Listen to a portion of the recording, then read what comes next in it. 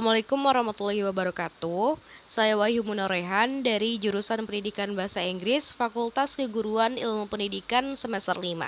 Di sini saya akan mempresentasikan hasil bedah silabus yang sudah saya lakukan pada fase C, yaitu untuk kelas 5 dan juga kelas 6 SD. Nah, menurut Bapak Nadiem Makarim selaku Menteri Pendidikan, Kebudayaan, Riset, dan Teknologi atau Mendikbudristek, mengatakan bahwa kurikulum merdeka merupakan bagian dari kebijakan Merdeka Belajar karena dirasa mampu untuk mengurangi dampak hilangnya pembelajaran akibat pandemi COVID-19. Baiklah, mari kita simak bersama hasil yang sudah saya lakukan pada bedah silabus fase C ini. Baik, di sini ada identitas penyusun yang disusun oleh Rani Kusmawardani dari instansi Abuhome Bogor untuk mata pelajaran Bahasa Inggris Umum fase C kelas 5 sampai dengan kelas 6 SD. Dan disusun di Bandung pada tanggal 21 sampai dengan 24 April 2021. Selanjutnya, yang pertama kita akan membahas untuk pendahuluan terlebih dahulu. Nah, di awal alur tujuan pembelajaran terdapat pendahuluan yang berfungsi sebagai pedoman bagi guru dan juga siswa di dalam ATP sebelum membaca tujuan pembelajaran. Untuk yang pertama, di sini ada pengantar.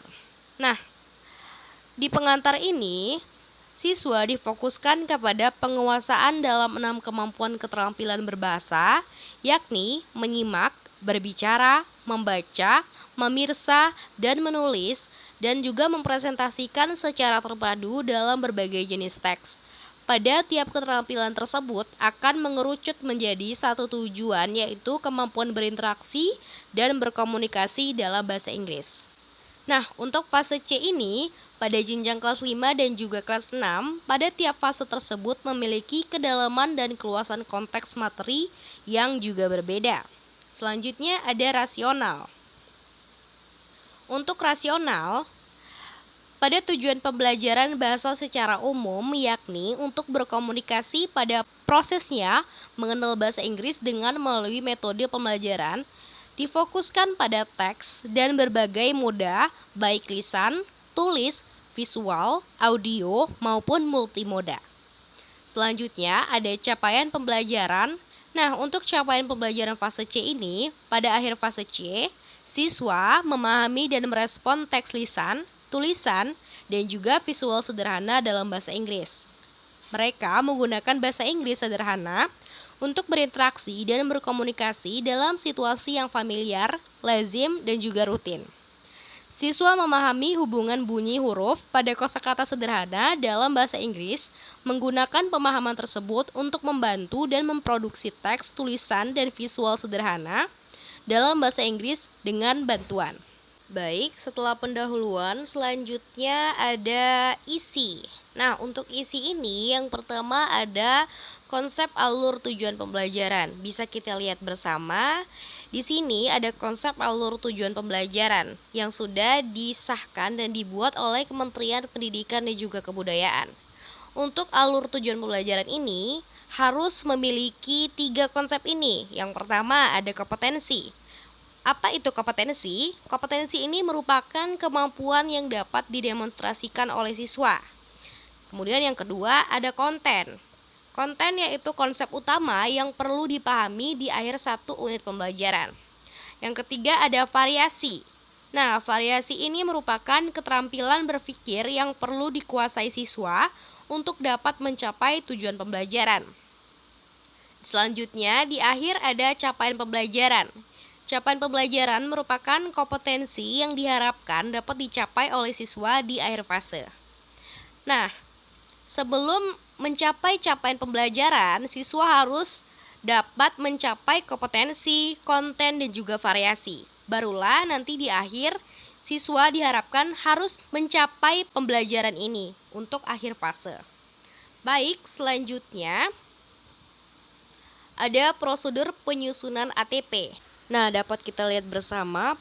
Untuk prosedur penyusunan alur tujuan pembelajaran ini terdapat 7 bagian yang harus kita miliki dan kita punya sebelum mengkonsepkan alur tujuan pembelajaran ini. Tapi saya tidak akan mempresentasikannya satu persatu. Dan kita langsung saja melihat contoh dari alur tujuan pembelajaran ini. Nah, di sini sudah terdapat alur tujuan pembelajaran bahasa Inggris pada fase C, kelas 5 dan juga kelas 6. Yang pertama, dari komponen indikatornya ada capaian pembelajaran. Nah, terdapat 6 elemen yang harus siswa atau pelajar miliki di kelas 5 dan juga kelas 6 untuk dapat mencapai capaian pembelajaran ini.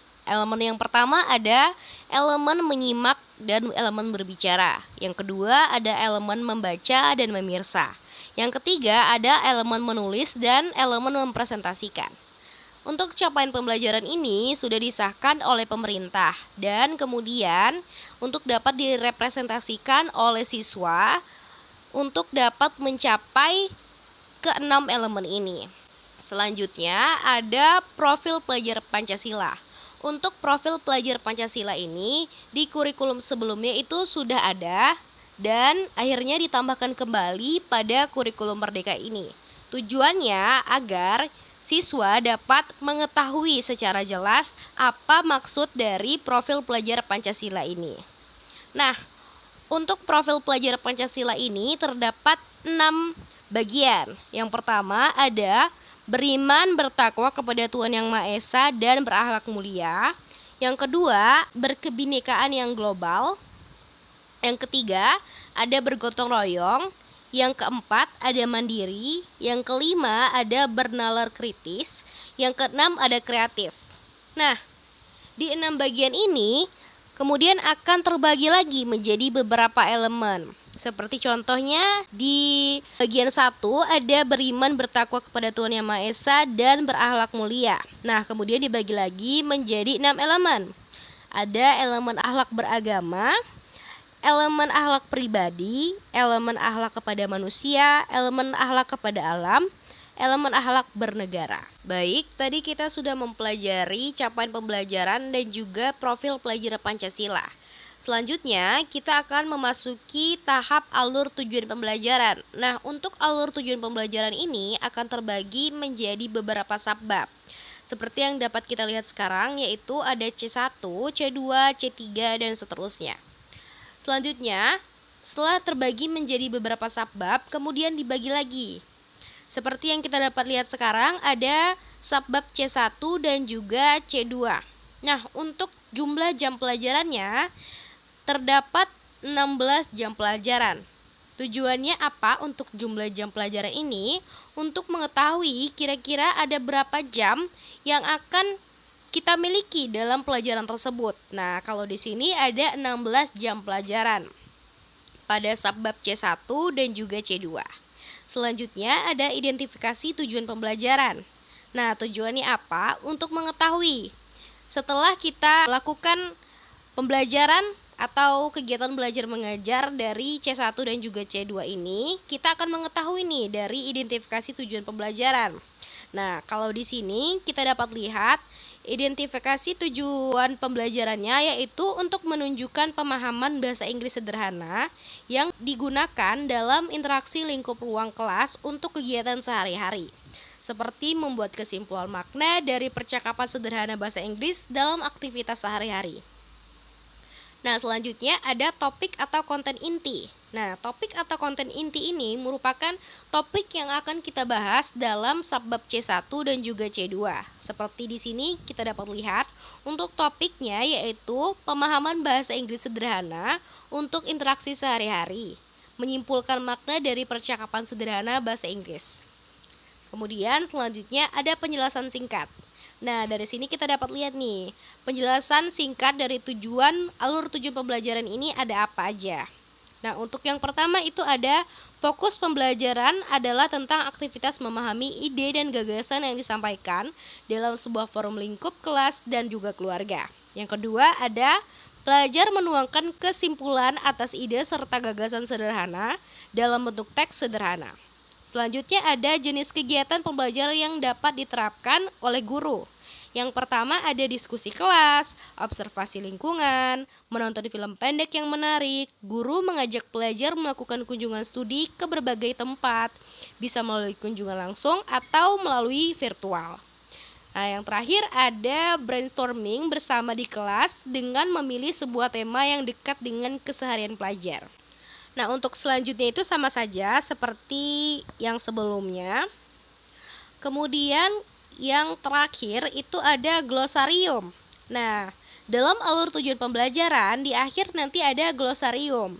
Glosarium ini berfungsi sebagai keterangan dalam alur tujuan pembelajaran untuk membantu siswa dalam memahami kata atau istilah di dalam alur tujuan pembelajaran. Seperti contoh, ada beberapa kata yang mungkin tidak diketahui atau terdengar asing bagi siswa.